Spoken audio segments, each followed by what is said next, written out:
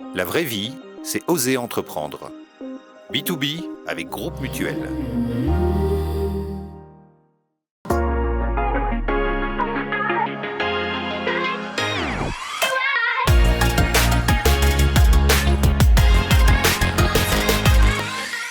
Bonjour à toutes et à tous, bonjour Frédéric. Bonjour Vincent, nous recevons le patron d'une manufacture horlogère installée dans le canton de Vaud, à Sainte-Croix, à Lauberson exactement. Une maison fondée en 2002 par son complice et maître horloger Denis Flageolet. Une maison jeune mais qui a déjà été récompensée par l'Aiguille d'Or du Grand Prix d'horlogerie de Genève, l'Oscar du secteur. Je parle de la maison de Béthune, dont on peut d'ailleurs voir une nouvelle enseigne sur la rade de Genève et nous recevons son directeur. Pierre Jacques est notre invité aujourd'hui sur ce plateau.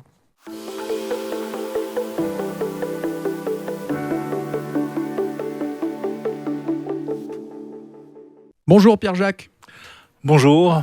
Pour la deuxième fois avec nous sur le plateau de B2B, un petit problème technique lors du premier enregistrement. Merci à vous d'être de retour avec nous aujourd'hui. Merci à vous pour votre invitation. Vous êtes dans l'horlogerie depuis maintenant plus de 20 ans. Ça démarre dans les années 2000 où vous confondez le magazine GMT avec Brice Le Chevalier. Exactement. Quel était votre rôle dans cette aventure, dans ce duo de départ ? Alors dans ce duo de départ, j'étais donc l'éditeur et donc le directeur commercial de ce magazine. Donc c'est un magazine que nous avons sur un coup de tête décidé de lancer, Brice et moi-même, lorsque nous étions beaucoup plus jeunes. C'est il y a 24 ans de cela. Nous sommes vraiment partis d'une page blanche et suite à les liens d'amitié qui nous unissait, on a décidé de se lancer dans cette aventure. Et puis, voilà, belle aventure. C'est la passion des montres qui vous a lié d'amitié ? Non, c'est pas cette passion qui... On était amis bien avant, pas pour ces raisons-là. On s'est rencontrés, bien sûr, dans nos carrières professionnelles. Moi-même, j'ai édité des agendas pour les jeunes têtes blondes, pour les étudiants de l'Université de Genève. Et Brice Le Chevalier était directeur marketing pour le Club Med. Et j'allais, bien sûr, frapper à sa porte régulièrement pour quémander des pages de publicité du Club Med dans ses agendas. Et de fil en aiguille, on a lié une histoire d'amitié. Et lorsque j'ai moi-même terminé mes études, voilà, je me suis dit, mais qu'est-ce que je pourrais faire qui m'intéresserait, qui me passionnerait. Bien sûr, j'étais passionné d'édition, puisqu'en tant qu'étudiant, j'étais déjà éditeur en herbe, aussi très attiré par l'horlogerie, et je me suis tourné vers Brice, qui lui avait une plume, enfin un certain talent et une très belle plume. Donc, naturellement, on s'est mis ensemble pour créer un magazine de zéro. Vous avez après quitté le monde de l'édition pour faire, mais toujours dans l'horlogerie, de la distribution de montres pour les ambassadeurs. Pourquoi basculer de ce côté-là du secteur ? C'est des opportunités. Je pense que dans la vie, voilà, il y a des portes saisir. qui s'ouvrent et il faut les saisir. Enfin, il faut les ouvrir, il faut saisir ces opportunités. J'étais à un moment où un groupe de luxe qui s'appelait Edipresse Luxe avait souhaité racheter le GMT. Et bien sûr, il fallait que je me trouve un nouveau challenge et puis diriger cette maison emblématique de haute horlogerie multimarque à Genève me paraissait un excellent exutoire. Comment on se crée l'opportunité d'ouvrir et de convaincre pour être qu'on est la bonne personne pour diriger ? Est-ce que c'est l'audace, l'ambition, peut-être un brin de folie, parce que je ne cochais probablement pas du tout toutes les cases pour pouvoir accéder à cette position, mais voilà, il faut avoir de l'ambition et puis croire en soi. Quel cage ne cochez-vous pas, par exemple ? Certainement, mais je ne faisais peut-être pas partie à ce moment-là du bon Genève. Je ne sais pas, plein de cages. Peut-être que je n'avais pas encore prouvé mon côté managérial à ce moment-là, parce que éditeur, je gérais une petite équipe pour GMT de 3-4 personnes, et encore la plupart des personnes qu'on gérait étaient des sous-traitants. Donc voilà, du jour au lendemain, de diriger une équipe de près de 30 personnes, ben voilà, il faut apprendre sur le tas. Qu'est-ce que vous retenez de cette expérience aux ambassadeurs? Je retiens que j'ai bien sûr passé des moments exceptionnels, des rencontres aussi qui m'ont beaucoup servi pour la suite, mais ce que je retiens, c'est que c'était probablement un travail qui n'était pas fait pour moi. Moi, je rêvais d'aventures, de voyages, de grands voyages, de découvrir d'autres continents. Je pouvais le faire aux ambassadeurs, bien sûr, en attendant que ces rencontres viennent à moi et de découvrir ces continents au travers des clients qui passaient par notre boutique. Mais ça ne me suffisait pas et j'ai voulu voir plus grand. On en arrive à De Béthune, entreprise que vous avez dirigée. Vous l'avez quittée en 2015 pour la retrouver quelques années plus tard. Pourquoi ce retour? Parce que ayant préalablement dirigé De Béthune de janvier 2011 à 2015, c'est cette passion, que j'avais pour l'horlogerie et aussi pour cette belle marque qui est plus qu'une marque, c'est cette manufacture horlogère. A fait que je suis vraiment tombé dedans comme Obélix est tombé dans la marmite de Potion magique. Moi, je suis tombé dans le bleu de Béthune au point que mes veines sont toujours bleues et que le sang qui coule dedans reste bleu. C'est un noble de l'horlogerie maintenant. Voilà, j'étais anobli chevalier de Béthune depuis le temps. Alors, vous avez clairement un tempérament d'entrepreneur. Vous prenez des risques, vous changez de poste. Et pourtant, vous n'êtes pas l'actionnaire majoritaire de Béthune. Vous l'avez cédé en 2021 à Watchbox. On reviendra sur l'entreprise un peu plus tard, mais est-ce que ça reste un objectif ou une ambition pour vous d'être vraiment le propriétaire un jour? Ou bien c'est pas la question? C'est pas la question. Je dirais que je n'ai jamais été actionnaire majoritaire de Béthune. Je tiens à le souligner. Je suis un des actionnaires. J'étais un des actionnaires aussi avant Watchbox. Je dirigeais un pôle d'actionnaires et donc ce pool d'actionnaires, ensemble, nous étions majoritaires. Mais j'étais également à ce moment-là minoritaire. Et on m'a toujours dit, excusez-moi, ne prenez pas ça pour de l'impolitesse. Je me souviens d'un conseil qu'on m'a donné avec un petit accent italien, sans citer de nom, où on m'avait dit petit actionnaire, petit couillon, grand actionnaire, grand minoritaire, grand couillon. Alors autant rester un petit minoritaire qu'un grand minoritaire. Voilà ce que je veux dire. Et de savoir de toute façon où on va aller, d'être bien assis sur ses deux pieds.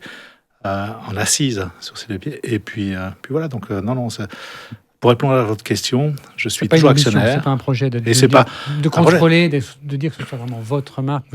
Vous faites partie de l'aventure en étant un des actionnaires. Je pense que j'ai prouvé de ces 15 dernières années ou 14 dernières années que je faisais partie de l'aventure et que j'y suis toujours, sans avoir la majorité des actions ou être l'unique actionnaire. Je pense que, vous savez, moi, je suis d'origine nordique, on dira d'origine belge. Et la devise en Belgique, c'est l'union fait la force.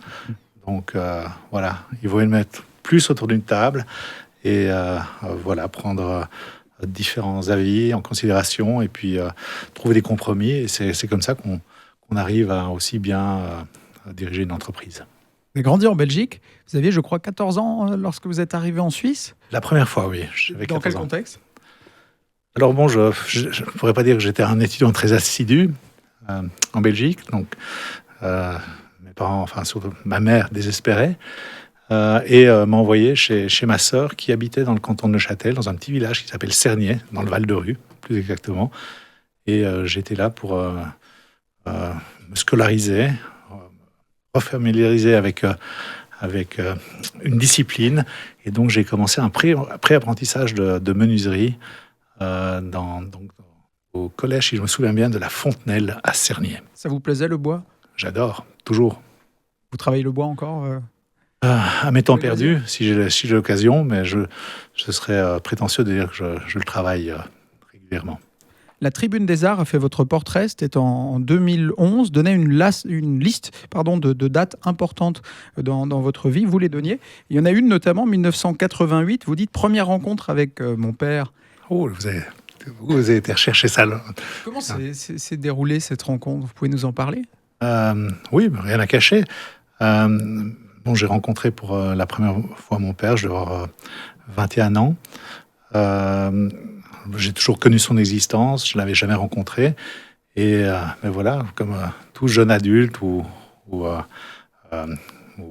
adolescent éternel, à un moment, on veut vraiment, on est à la quête de ses origines, on veut rencontrer et se rapprocher de son géniteur, ce que j'ai fait tout naturellement à cet âge-là. Donc c'était une aventure assez pleine d'émotions, bien sûr, puisque en faisant ce voyage, mon père habitait aux États-Unis.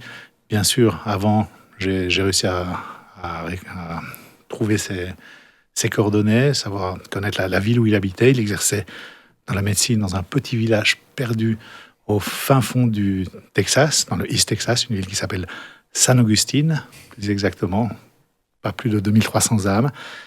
Et au moment où je suis arrivé aux États-Unis, j'ai repris contact avec lui, et puis je suis tombé devant un téléphone qui ne répondait plus.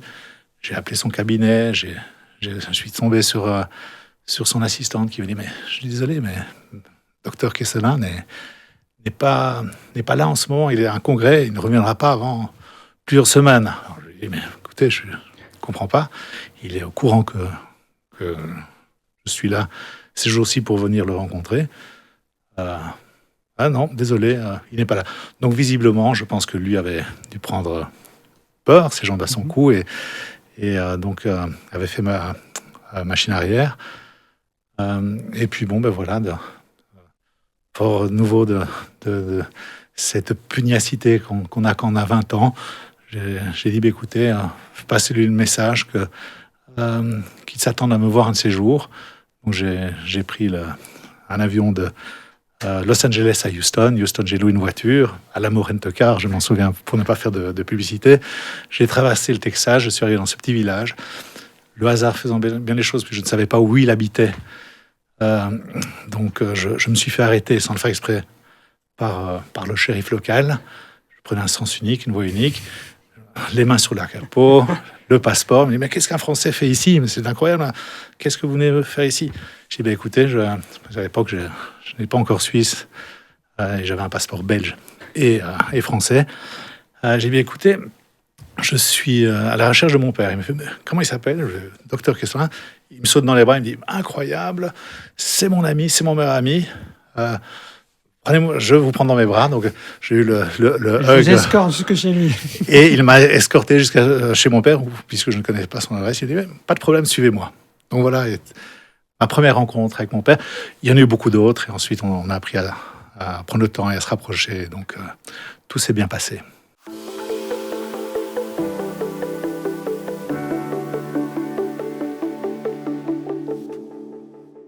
Pierre-Jacques, dans cette deuxième partie de B2B, nous allons parler de la marche des affaires de Béthune, de l'industrie horlogère en général. Mais commençons d'abord sur quelques mots sur cette enseigne, nouvelle enseigne qui fait face, je crois, au jet d'eau à Genève. Quelle est la valeur de cette visibilité? Vous savez, je pense que pourquoi avoir mis une enseigne sur la rade, ouais. Et puis face au jet d'eau. Elle n'est pas la seule, hein. Il y en a d'autres, mais là, il y en a quelques-unes. Voilà, c'est là on la voit bien. Écoutez, c'est déjà pour symboliser l'ancrage profond que de Béthune a à Genève, et ceci depuis plus d'une quinzaine d'années où on y a établi nos bureaux, enfin les bureaux commerciaux, les showrooms. La manufacture est à l'Auberson, donc quand on voit comme on dit en production, mais les les bureaux sont à Genève. Sont à Genève. Aussi, une grande partie de notre clientèle internationale et aussi locale, mais bien sûr, transite par Genève, et c'est, je veux dire, une enseigne sur la rade de Genève, autour de la rade de Genève, sera quand même plus visible qu'une enseigne de Béthune à l'Auberson, ça va sans dire. Donc voilà, je pense que c'était le moment aussi cette année de casser notre tirelire pour mettre cette enseigne dans un endroit. Mais c'est pas donné, non. Un ordre de grandeur? Ça dépasse la centaine de milliers de francs par année. Ah oui? ce qui est une aubaine pour les locataires de l'immeuble qui voient leur charge de copropriétaire fortement réduite, mais qui est plus, en tant que marque, on le sent peut-être un petit, enfin que petite marque, on le sent plus passer, mais voilà, c'est le jeu, belle visibilité, et voilà, et c'était important de le faire cette année parce qu'on a aussi déménagé. Nous avons pris des nouveaux showrooms, on a déménagé à la rue de Rhône cette année dans des magnifiques locaux de 350 mètres carrés.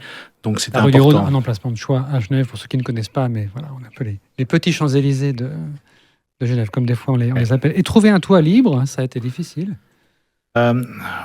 Oui, ça a été très difficile de trouver le bon toit, de trouver un toit libre.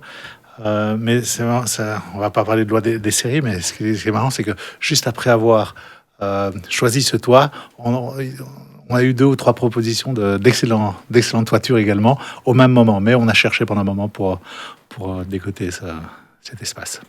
Dans la marche des affaires, on peut peut-être rappeler aussi que vous opérez vraiment sur une niche, les montres de très haute horlogerie, quelques 350 pièces par année, si le chiffre est juste, et des prix de vente entre 50 000 jusqu'à 400 000 francs. Comment se passe le début de l'année 2024 pour vous ?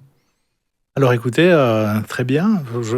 Pour De Béthune, je dirais que ça fait peut-être maintenant 5 ans que nous vivons sur un nuage. Vraiment, la période juste après le début du Covid, c'est là que les affaires ont commencé vraiment à s'envoler. Enfin, s'envoler. C'est le Covid qui a provoqué ou... Il n'a pas provoqué. Je pense que c'est une conjonction. On ne peut pas avoir Covid et puis tout d'un coup on a des succès. On avait d'abord les produits, peut-être l'image, la réputation qui était déjà les bases étaient là.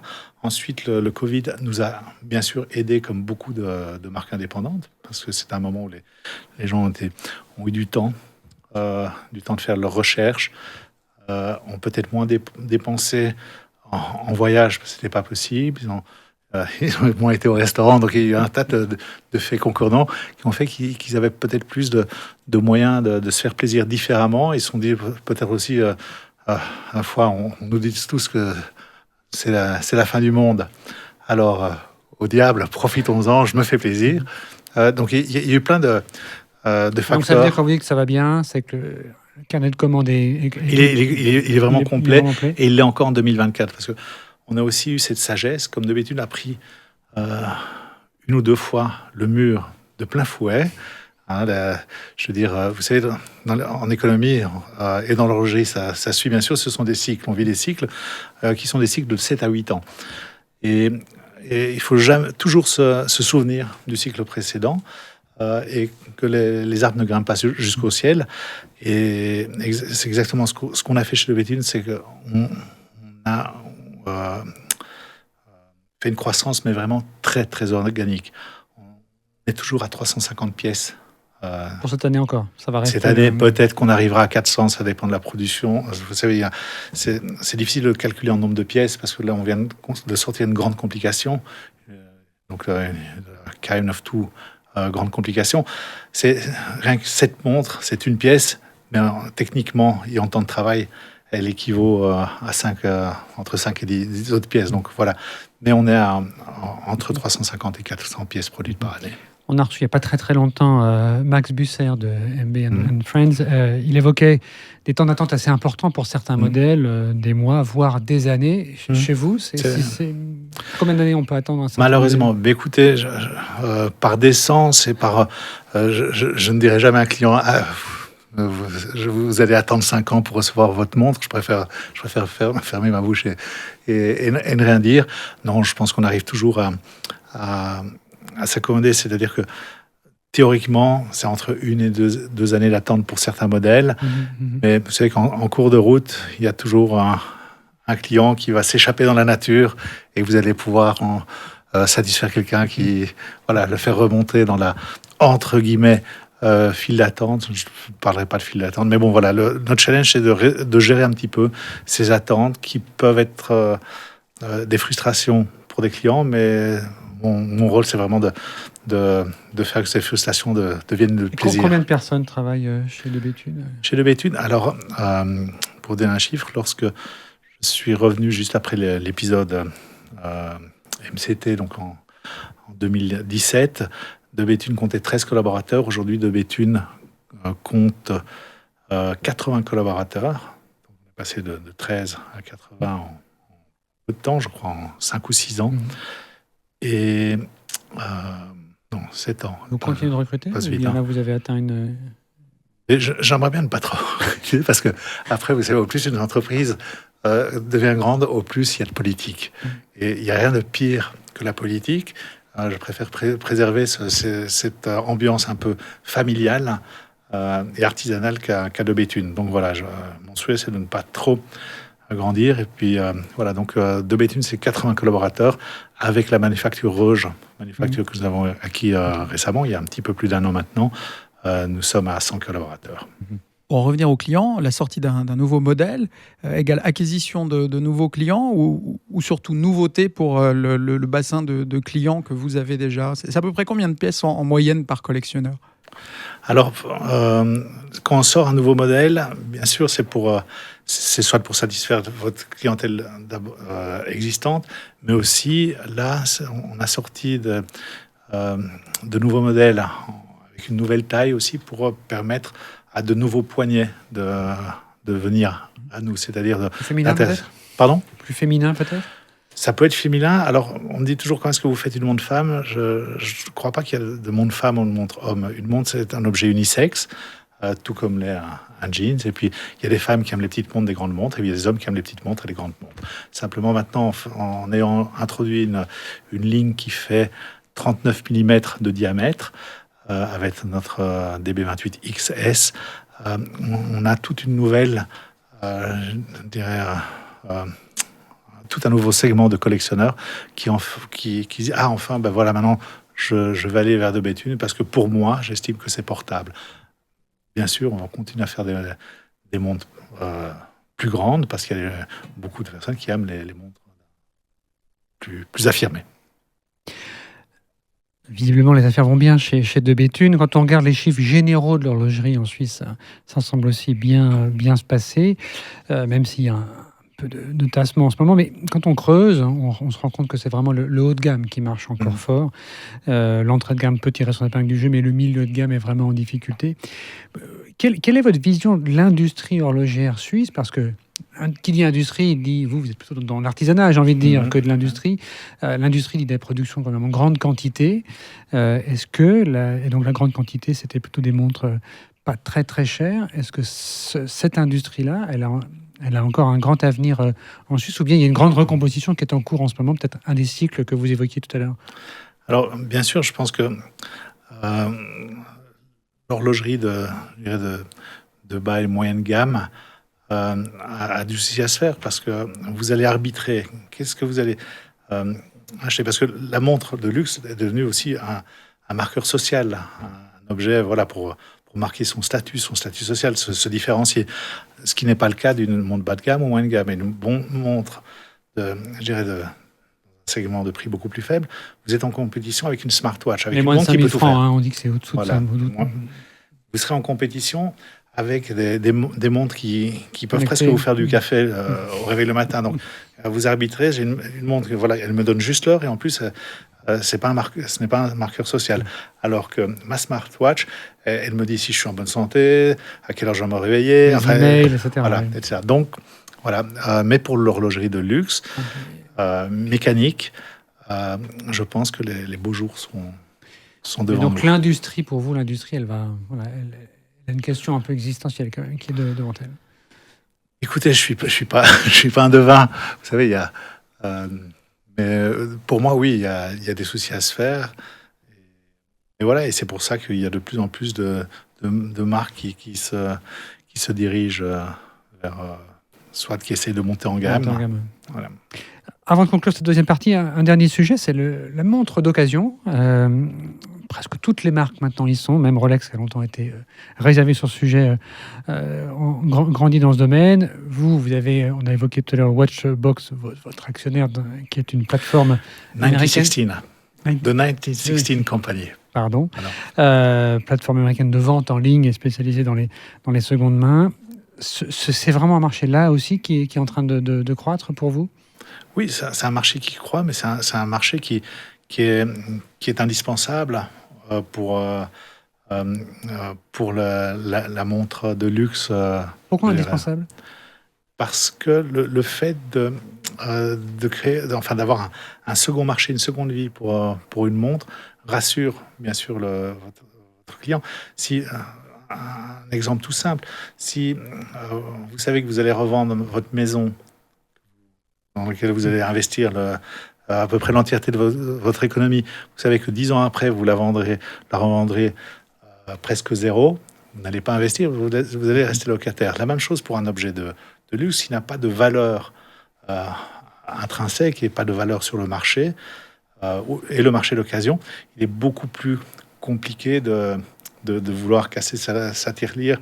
Bien sûr, il y a le plaisir de la porter, il y a tout ça, mais il y a quand même... Et donc le fait d'avoir ce marché de l'occasion, tout comme dans l'automobile, ça fait déjà des années que toutes les grandes marques, et même de prestige, s'y sont mises. Ça a quand même beaucoup aidé l'industrie automobile. De la même manière pour l'horlogerie. Je pense qu'il est indispensable que votre marque ait une relativement bonne cote de revente pour garder et capter beaucoup d'amateurs et de collectionneurs. Aujourd'hui, pas mal de produits sont neufs sur le marché de l'occasion. On a regardé sur la plateforme, avant ce tournage, la plateforme Chrono24, donc de vente de montres. Il y avait une centaine de montres de Béthune en vente actuellement, entre 30 et 270 000 francs. Une vente pour vous sur une plateforme comme ça, c'est un client qui est mal casté, qui ne va pas la garder mais spéculer dessus? Non, parce que si je regarde la plupart des montres qu'il y a sur Chrono24, déjà, vous en avez, je crois que j'ai aussi regardé 2-3 jours en arrière, il y avait, je crois, 124 montres sur Chrono24. Sur ces 124, il faut déjà retirer 30% qui sont du phishing, c'est-à-dire c'est des gens qui n'ont pas ces montres, des revendeurs, qui publient des photos de montres en attendant d'avoir la demande, se dire, tiens, voilà, j'ai un client qui est intéressé, je vais aller la trouver. Je sais où peut-être je peux essayer de la trouver pour lui la revendre. Donc, vous n'en avez plus que 90. Sur ces 90, vous savez, il y a beaucoup de pièces historiques aussi. Donc, c'est normal que quelqu'un on a envie de changer, de revendre son bien pour s'acheter de nouvelles pièces, une nouvelle de Béthune, ou peut-être une nouvelle Max Busser, une nouvelle Urwerk, qui sait. Ça, c'est la liberté du client. Il faut, je veux dire, c'est normal de pouvoir laisser batifoler un collectionneur et puis d'aller voir pour de nos marques. On espère toujours l'étonner et faire mieux pour qu'il revienne. Donc je pense pas que ce soit un mauvais casting, et je pense justement que qu'il y a un marché comme ça et qui est Chrono24, c'est sain pour l'industrie, parce que ça permet aux gens des gens qui vont vendre peut-être une Patek Philippe pour venir chez nous aussi. Donc ça fait partie des flux.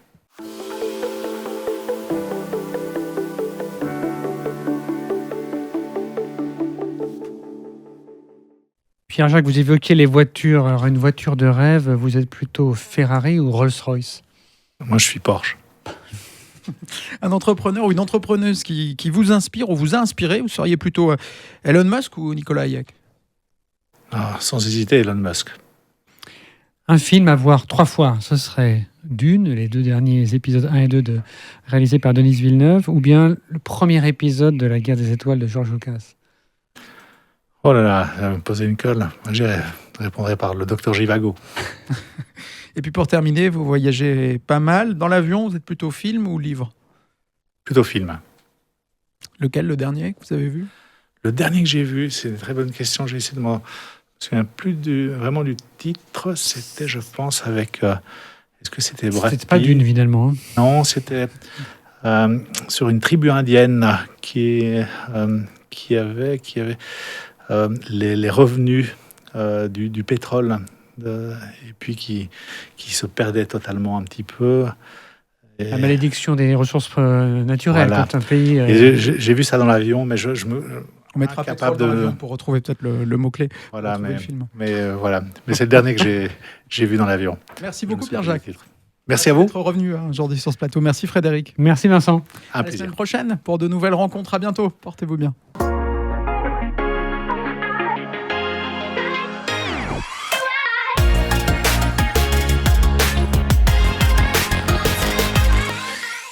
La vraie vie, c'est oser entreprendre. B2B avec Groupe Mutuel.